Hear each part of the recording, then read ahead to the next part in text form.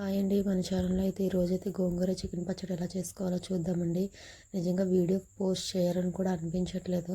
ఏం ఎండలండి బాబు! ఈ ఎండలో అసలు వంటగదిలో కూర్చొని వంటలు చేయగలమా? అంత వేడొచ్చేస్తుంది. పైగా పిల్లలకి స్కూల్కి సెలవులు ఒకటి ఇచ్చేసారేమో అస్సలు వీడియో షూట్ చేయడానికి అనేది అస్సలు అవ్వడం లేదండి. ఈరోజు మన ఛానల్లో అయితే గోంగూర చికెన్ పచ్చడి అండి.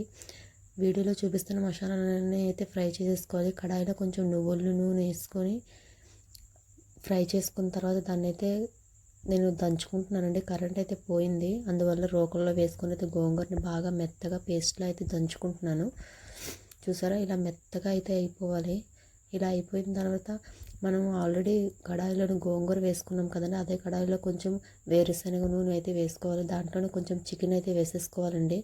నేను ఫ్రిడ్జ్లోంచి తీసిన వెంటనే అయితే చికెన్ అయితే ఆయిల్లో అయితే వేసేసుకున్నాను. అందువల్ల చికెన్ అయితే గడ్డ కట్టేసి వాటర్ అయితే దిగేసింది. మీరైతే ముందుగా చికెన్ అయితే ఫ్రిడ్జ్లోంచి తీసి పక్కనైతే పెట్టుకోండి.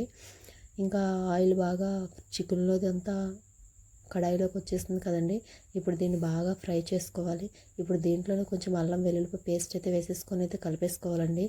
ఇలా కలిపేసుకోవాలి. సిమ్లో పెట్టి బాగా గోంగూర చికెన్ పచ్చడి అనేది బాగా కలిపేసుకోవాలండి. ఇప్పుడు మనం ఆల్రెడీ దంచి పెట్టుకున్న గోంగూరని అయితే మనమైతే కడాయిలో వేసేసుకోవాలి. ఆల్రెడీ మనం మసాలా పొడి చేసుకున్నాం చూడండి, అది కూడా వేసేసుకుంటే చాలా ఈజీగా అనేది ఈ చికెన్ పచ్చడి అనేది రెడీ చేసుకోవచ్చు.